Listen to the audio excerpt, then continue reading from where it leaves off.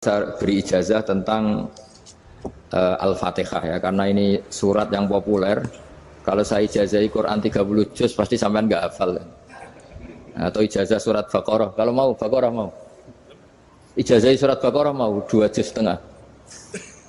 Mau Mas Asep? Ya Fatihah aja yang gampang ya. Nah, ya kulhu Fatihah ini paket ringan ini. Tapi pahalanya apa? Besar. Ini beda ya, artinya selama ini mungkin Anda baca tapi monoton ya. Tapi ini saya bacakan teks aslinya tentang istilahnya itu mazaya itu kelebihannya Fatihah.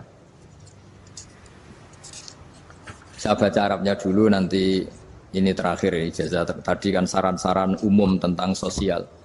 Ya, pokoknya jadikan kebaikan itu punya nilai sosial yang baik lah. Jadi nanti orang yang nggak amanah nggak laku, ya calon bupati, gubernur, presiden yang nggak amanah juga nggak laku. Begitu juga kiai yang tidak amanah juga nggak laku, suami yang nggak amanah juga nggak laku, istri yang nggak amanah juga. Sehingga kebaikan ini jadi nilai sosial yang dalam tanda kutip sudah keniscayaan. Yang diinginkan Allah itu seperti itu, bukan kebaikan yang dipaksakan karena kekuatan negara.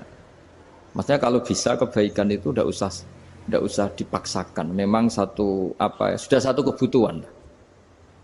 Kayak cerita-cerita di negara maju itu, bahkan apapun jatuh itu nggak ada yang ngambil apa itu. Makanya gambarannya Mekah Medina kan gitu kan, barang jatuh nggak ada yang berani apa ngambil itu, saking sudah jadi sistem. Sehingga banyak negara di Eropa itu yang sampai nggak punya tentara, nggak punya polisi karena kebaikan sudah. Nah kita kan masih capek, polisinya aja capek, apalagi masyarakatnya, karena ya kebaikan itu belum jadi nilai bersama. Nah kita selain ditopang negara, ada polisi, ada tentara, itu kita usahakan kebaikan itu jadi nilai bersama. Tadi wa'tamiru bainakum bima'ruf. Dan kita punya reputasi yang bagus dalam bab ini. Saya masih ingat kecil saya itu yang jilbaban hanya keluarga kiai. Sekarang rata-rata masyarakat itu jilbaban. Dulu yang sekolah SMP, SMA itu jilbaban kadang dulu malah dilarang ya, harus sama seperti itu seragamnya. Sekarang sudah boleh. Dan nyaman.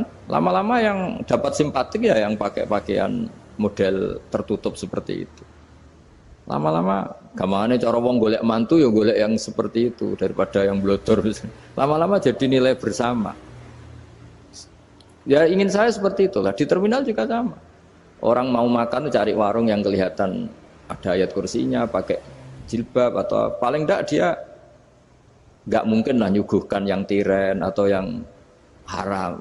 Kan ada garansi sosial, ada apa? Ada garansi apa?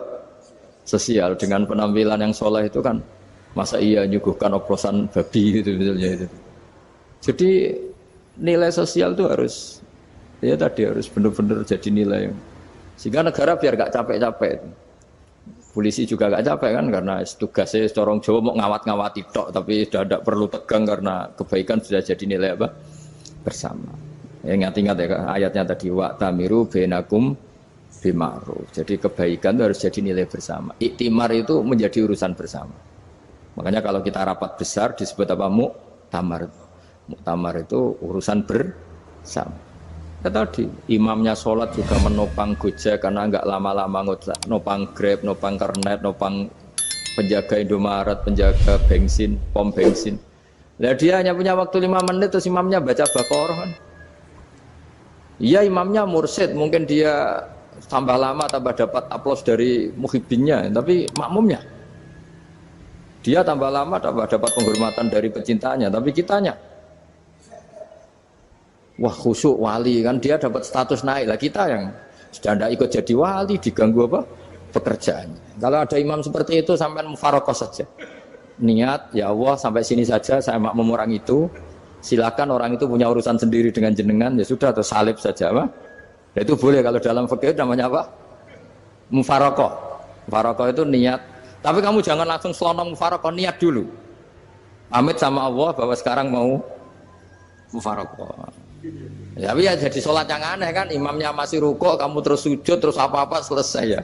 Mungkin dalam pandangan itu orang lain ini maksudnya makmum gimana ini kok begini. Tapi sudahlah Allah Maha tahu. Nah, insya Allah dimaklumi. Ya saya baca tentang Fatihah ya, karena sampean pasti sering baca Fatihah. Supaya apa sekaligus jadi jimat lah gitu. Jadi kalau kamu sering di jalan-jalan yang mungkin sepi atau mungkin kan tidak semua teman Grab itu nasibnya bagus yang di Semarang Jogja. Mungkin yang di Kalimantan di Papua kan ada yang 10 kilo gak ketemu rumah, ya kan? Yang lihat di TV-TV itu kan kasihan kan, sudah 10 kilo gak ketemu rumah, penumpangnya kuwekar preman tuh kan, ini makan orang enggak kan? Kan ujiannya dua. Kalau penumpangnya cantik itu ya kecoba syahwat, kalau preman takut. Jadi orang itu selalu ujian itu. Sing sedengan itu kan jarang orang itu. Jadi kalau penumpangnya perempuan cantik ujiannya itu syahwat, kalau preman ujiannya ketakutan. Kalau orang yang lemah bawa uang ujiannya kamu ingin garong. Jadi hidup itu memang semuanya ujian. Liyabluwakum ayyukum ahsanu amala. Makanya saya sering ditanya oleh teman-teman, Gus, nah ujiannya kenal wong wedok elek piye sama? Kenal wong ayu ujiannya syahwat, kenal wong elek ujiannya ngenyek, itu sama-sama dosa. Syahwat ya dosa, ngenyek juga dosa. Wah elek keriting untune metu ya dosa ngomong gitu. Kadang-kadang orang berpikir enak kancanan wong elek gak dosa. Kata siapa kancanan wong elek itu ya dosa karena bawaannya ngenyek. Ngenyek itu menyepelekan itu. Makanya saya itu ya nggak mau berteman sampean. Nanti kan bawaannya ngenyek atau seneng ya tidak tahu. Ya sudah ada takdir saja kalau ketemu ya tak ulang ngaji gitu. Tapi ini ngaji terakhir, setelah ini ngaji biasa aja, tidak usah resmi gini. Ngaji kok resmi aneh. Pokoknya nanti suatu saat kalau pandemi sudah berlalu saya akan ngaji Rebone, lalu ini ngaji. Ini ngaji yang kurang bagus karena ngatur kiai kurang berkah ini. Nanti tapi ya lumayan lah masih mau ngaji. Ngaji kok tanggal ini jam ini. Sekarang suatu saat kamu tak panggil, Mas Wahyu datang ke sini jam ini, tidak mesti bisa. Mungkin pas ada acara apa, oh, maaf ke sini pas ngecek pas apa. Gitu. Jadi ya sudah tapi tak maafkan, enggak apa-apa. Takdir ya. Tak bacakan supaya sampean tahu keramatnya bismillah. Nah, sebelum saya bacakan bismillah Fatihah, tak beritahu tentang ilmu tafsirnya karena ini penting sekali. Fatihah itu dawuhnya Allah, tentu itu dawuhnya Allah. Saya ulang lagi itu kalam Allah. Tapi yang sudah diberikan kesampaian ke kita semua. Sehingga seakan-akan itu menjadi dawuhnya kita ke Allah. Jangan salah loh ya. Fatihah itu dawuh Allah tapi sudah diberikan ke kita. Sehingga posisi kita itu yang punya itu. Nah, kenapa ini perlu dijelaskan? Karena nanti ada kalimat iyyaka na'budu wa iyyaka nasta'in. Kalau itu masih kalam Allah, berarti Allah ngomong ke kamu, ngendikan ke kamu, kepadamu aku menyembah. Masa Allah menyembah kamu? Nah, sehingga ilmu tafsir itu menyelesaikan itu dulu ya. Saya ulang lagi ya, sebelum sampean sering baca Fatihah, aku yakin ya sering baca. Tapi barokahnya tidak paham itu tidak pernah janggal. Enggak paham itu ya penting supaya tidak iskal, tidak janggal. Sebetulnya di kalimat itu ada yang janggal. Kalau Fatihah itu kalimatnya Allah atau kalam Allah, bagaimana dengan kata-kata iyyaka na'budu? Masa Allah ngendikan ke kita, kepadamu kami menyembah. Masa Allah menyembah kita? Maka penyelesaiannya secara ilmu tafsir gimana? Semua ulama mengatakan, bukan satu dua, semuanya mengatakan di Fatihah itu semuanya diberi kawalan kalimat. Saya ulang lagi ya, di Fatihah itu semuanya diberi awalan kalimat qulu, katakan wahai hambaku begini. Ya, katakan wahai hambaku begini. Nah, begini ini pelajaran dari Allah yang sudah diberikan ke kita. Terus kita mengatakan bismillahirrahmanirrahim, alhamdulillahirabbil, termasuk kita mengatakan iyyaka na'budu wa iyyaka nasta'in. Jangan bayangkan Allah ngendikan ke kita. Kalau Allah ngendikan kita berarti gini, hei Wahyu, ihdinas siratal mustaqim, tunjukkan saya jalan yang benar. Nah nanti kamu terus, ya Allah, Anda aja minta tolong saya minta tolong siapa kan? Jadi panjang kan? Ya, saya ulang lagi ya. Jadi itu di Ulumul Quran diterangkan gimana? Sebelum baca Fatihah, ya. Fatihah itu kalamullah, ngendikannya Allah, tapi yang sudah diajarkan ke kita dan sudah milik kita, sehingga kalimat itu menjadi milik kita. Tapi ya kalamullah, tetap kalamullah, tapi sudah menjadi milik kita. Sudah paham ya? Ya pinter nah. Ya, karena kalau tanpa penjelasan seperti ini, Anda akan iskal. Bagaimana Allah iskal itu janggal? Bagaimana Allah mengatakan iya anak butuh? Kan jadi aneh kan? Ya, jadi tak jelaskan secara ilmiah ya. Jadi kata ulama-ulama tafsir, ayat-ayat Quran seperti ini sebetulnya dimulai dari kulu apa? Meskipun nggak dilafatkan. Itu kan sama dengan qul huwallahu ahad Muhammad. Katakan kalau Tuhan itu satu. Ya namanya Quran itu kan kalam Allah membina nabinya, membina umatnya. Makanya dikatakan atau enggak, di sini tersembunyi kata qulu, katakan. Ya. Jadi ya ibarat apa itu? Kamu ngajari anak kamu lah. Panggil jenengan bapak kulo. Itu maksudnya anak itu kalimat kamu, tapi kamu ajarkan ke anak kamu. Terus anak kamu bilang, Pak jenengan bapak kulo. Nah, ketika kamu mengatakan jenengan, bukan kamu mengatakan jenengan anakku, berarti anakmu itu bapakmu, kan lucu kan? Anak kamu ajari jenengan bapak kulo. Kamu, engkau, bapak saya. Terus anak kamu mengulang jenengan atau kamu bapak saya. Berarti itu kalimat yang kamu ajarkan, tapi sekarang sudah milik anak kamu. Kalau itu kalimat kamu kan lucu, masa anak kamu bilang bapak. Nah itu seperti itu. Jadi ulama memberi solusi atau jawaban iya karena abudu. Iya itu sebelumnya ada kata-kata kulu. Katakan wahai hambaku, hubungan kamu dengan saya adalah katakan iya karena abudu, wa iya karena nasta'in. Terus hubungan kamu dengan saya katakan juga dalam doamu ihdinas siratal mustaqim. Jelas ya, jadi itu kalam Allah yang sudah milik kita karena diajarkan Allah untuk kita. Dong ya? Ya dong, gak jelas gak. Tapi bagus gak jelas itu bagus. Kalau kamu jelas gak jadi digrab, jadi gubernur. Min azimi fadliha kasratu asma'iha wa fadail ukhra. Ini cerita dramatisnya surat Al-Fatihah. Qala Abu Hurairah radhiyallahu anhu inna iblisa ranna khina unsitat Al-Fatihah. Jadi iblis itu begitu kesakitan. Ini kitab Abu Abul Farad karangannya Sayyid Muhammad Alawi, juga kutipan dari beberapa kitab. Yang jelas beliau sendiri juga ngutip dari beberapa riwayat di beberapa hadis.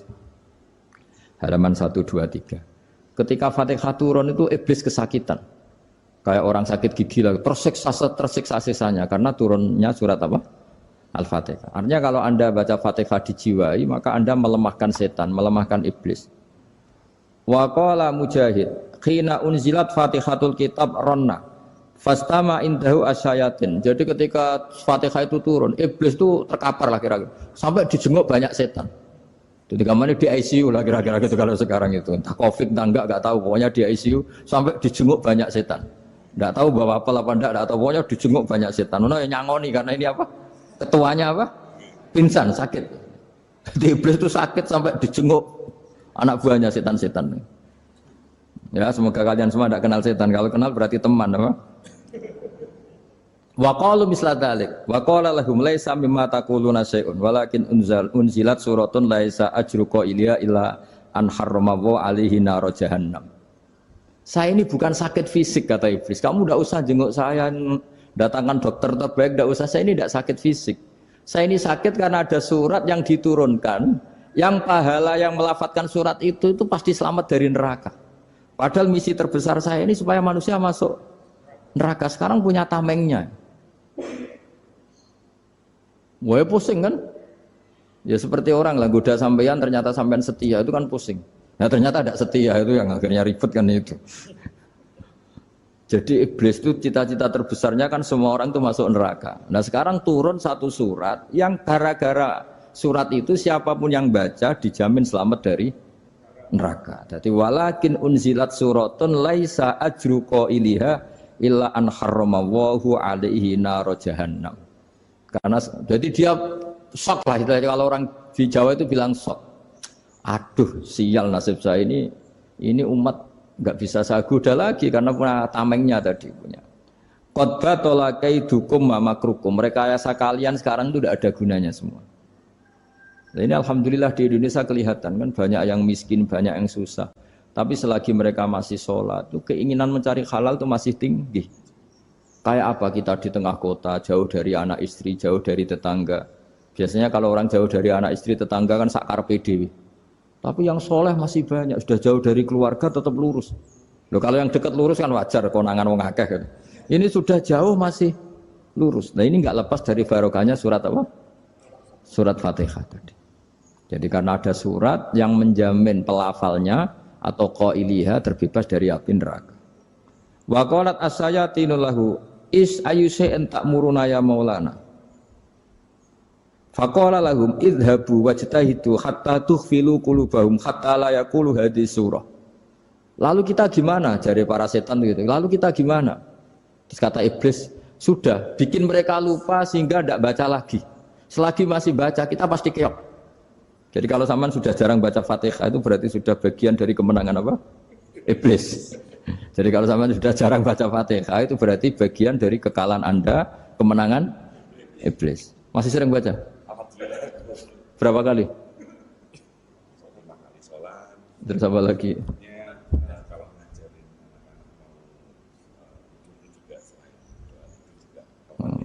Kok 5 kali tok itu? Berarti pas salat fardu tok itu. Enggak 5 kali itu mendingan itu 17. Kamu itu ngitungnya jangan 5 ini. 5 waktu itu berarti lumayan kan? Berapa? 17 ya? Iya. 17 ya? Ya. 17. Tapi kalau makmum tuh sering separuh kan, apalagi makmum tarawih. Ya kan? Makmum tarawih itu bacanya Fatihah ada yang sempurna enggak ya? Ya enggak lah. Baru alhamdulillah rabbil alamin mamruko ikut ruko ini gitu. Makmum kan yang tarawih lah. Kalau tarawih jarang sempurna ya. Fatihahnya itu. Kan imam sudah ruko. Kamu bacanya Fatihah sampai mana gitu? Baru setengah ya. Ya paling pas tarawih aja kan enggak sempurna ya. Apalagi kalau imamnya sing kilat tuh waduh malah. Nah ketika Fatihah itu sebegitu keramatnya, sebegitu topnya, itu setan rapat, singkat cerita itu yang tadi dipimpin oleh iblis yang sedang terkapar apa? Terus tadi obatnya enggak ada, cuma dia shock karena ada surat yang turun yang melafatkan itu pasti selamat dari apa? Neraka. Nah ini gimana saran Anda? Terus sarannya adalah bikin orang-orang itu lupa, tidak baca Fatihah. Nah ini rapatnya iblis. Idhabu wajtahidu hatta tufilu qulubahum hatta la yaqulu hadhihi surah. Kala yuksiru qira'ataha wa la yakunu lahum ajrun wa thawabun bal yakunu lahum adzabun wa iqabun.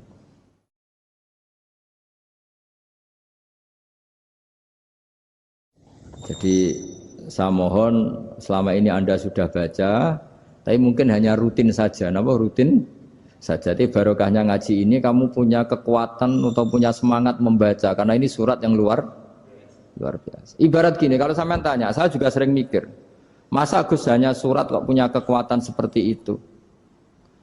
Di dunia ini kata Allah, mulai Nabi Adam sampai kiamat, nggak ada yang bisa menandingi kekuatan kalimah. Kalimah itu kata-kata, nggak ada yang bisa menandingi kata-kata. Misalnya Anda nge-grab, berangkat istri cuek, berangkat cuek. Itu beda dengan ketika meskipun satu kalimat. Wes Pak, muga-muga dilindungi pangeran, mugi-mugi jenengan selamat. Itu menjadi teduh dan semangatnya luar biasa karena kayak mendapat support. Jadi kira-kira kalimat itu hubungannya kita dengan Allah, Fatihah itu seperti itu. Kamu melafadzkan satu kata-kata yang dibenarkan langit bumi, dibenarkan aras, dibenarkan malaikat, dibenarkan semua penghuni di dunia ini. Sehingga itu efeknya luar biasa. Itu seperti gini ya, kamu cerai sama istri, terus nikah lagi katut babon.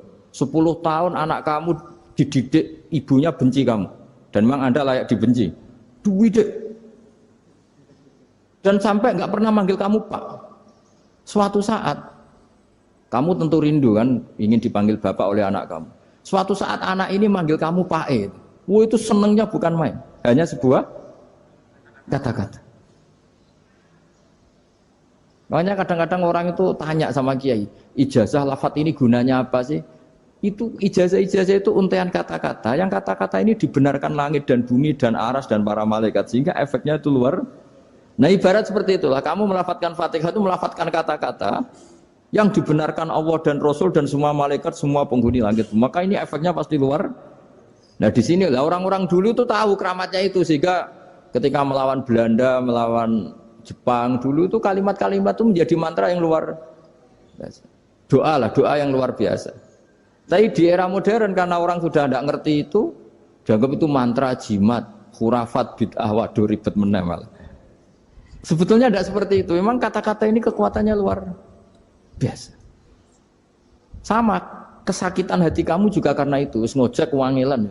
Lha Pak di bojo kok kowe gagahe tok kere. Wah, iku seling terus mesti. Padahal kalimat itu kan tidak melukai secara fisik, tapi apa kerjanya sesuk sarah-sarasen. Karena terus dengan pengadilan seperti itu kan, ngapain kerja demi perempuan yang seperti ini? Lagi-lagi kata-kata ini luar.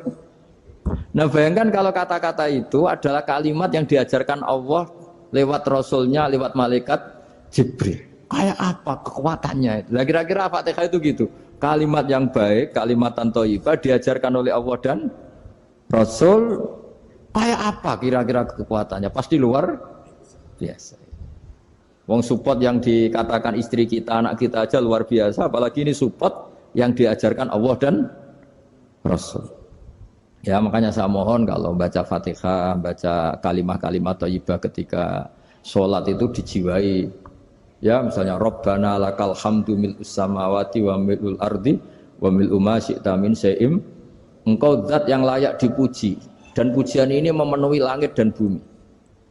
Karena kita tahu nggak ada sejengkal di alam raya ini kecuali di situ ada rahmat Allah.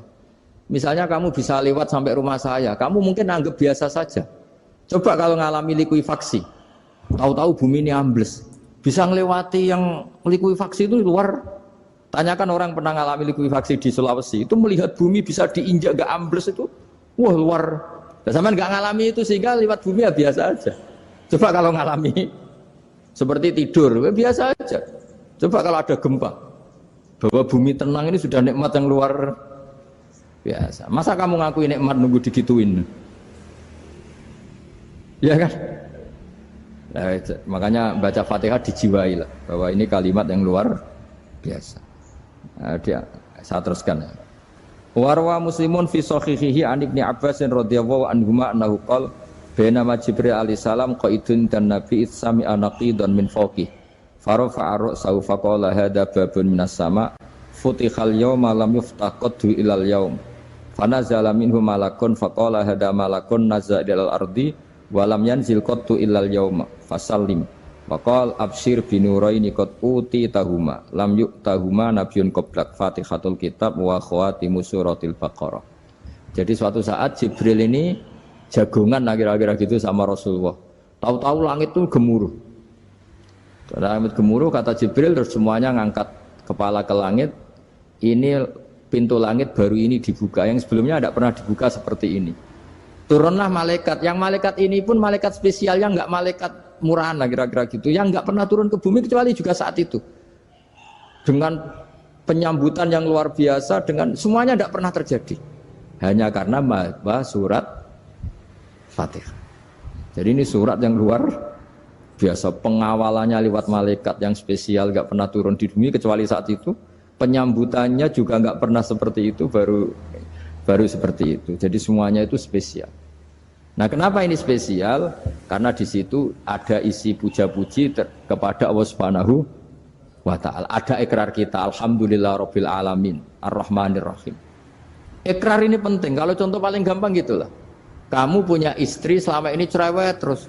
Suatu saat ngomong, Pak, tak angen-angen rawono wong lanang kayak sampeyan. Wah, itu langsung tidak ada lelaki sebaik engkau. Itu sama senengnya, masya Allah. Karena ada ikrar dari seorang istri ke kamu. Nah, bayangkan kalau ikrar kita sebagai hamba diakui oleh Allah Subhanahu, maka ikrar ini akan dicatat sebagai kebaikan kita yang kita panen nanti di akhirat. Karena ada ikrar. Kita ikrar bahwa alhamdulillahirabbil alamin, kita ikrar ar-rahmanir rahim, kita ikrar maliki yaumiddin, kita ikrar iyyaka na'budu wa iyyaka nasta'in. Ya, sampean misalnya jadi orang Indonesia, ketemu orang Indonesia yang makmur di Jerman, terus lupa Indonesia. Kamu orang Indonesia, enggak, saya enggak orang Indonesia. Mangkel gak kira-kira? Mangkel. Karena salah ikrar kan gitu. Ya, jadi saya mohon jangan anggap kalimat itu hal yang biasa, tapi luar biasa. Nggih, ngoten mawon. Assalamualaikum warahmatullahi wabarakatuh.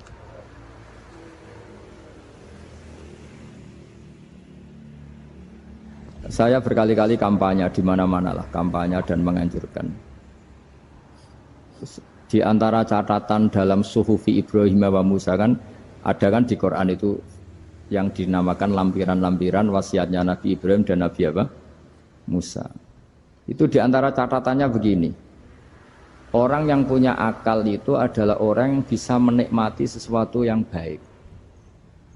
Misalnya gini, contoh gampang gini. Kamu punya anak pertama atau punya anak yang masih kecil, itu gendong tuh senangnya bukan main, melihat anak sehat tuh senangnya bukan main.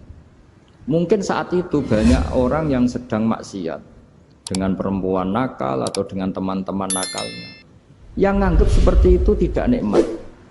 Tapi andaikan ini ditimbang ya ditimbang. Yang maksiat betulan, misalnya paling ukuran bahagianya itu 70%.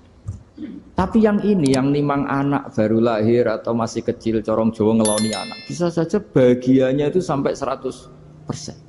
Artinya selama ini kesalahan kita adalah nganggep maksiat itu pasti menyenangkan dan taat itu tidak menyenangkan. Makanya saya berkali-kali fatwa, untuk melawan kenikmatan maksiat, orang harus terbiasa menikmati taat, menikmati kebaikan. Jangan kira kita nimang istri nikmat, nimang anak nikmat, ketemu teman yang lama tidak ketemu juga nikmat. Artinya kita akan melewati berjam-jam untuk jagungan sama teman, sama anak, sama istri. Dan itu harus kamu nikmati supaya mengganti tidak berkebutuhan nikmat yang lewat jalur maksiat. Jadi saya mohon sarana-sarana yang menyenangkan itu, yang taat itu kita maksimalkan. Makanya bapak saya itu sering pesan, kowe nak ngaji sing guyon, sing seneng. Nganti wong maksiat itu karena cari kesenangan. Coba kalau kesenangan itu sudah didapatkan saat taat, maka tidak butuh lagi kesenangan yang berbentuk maksiat.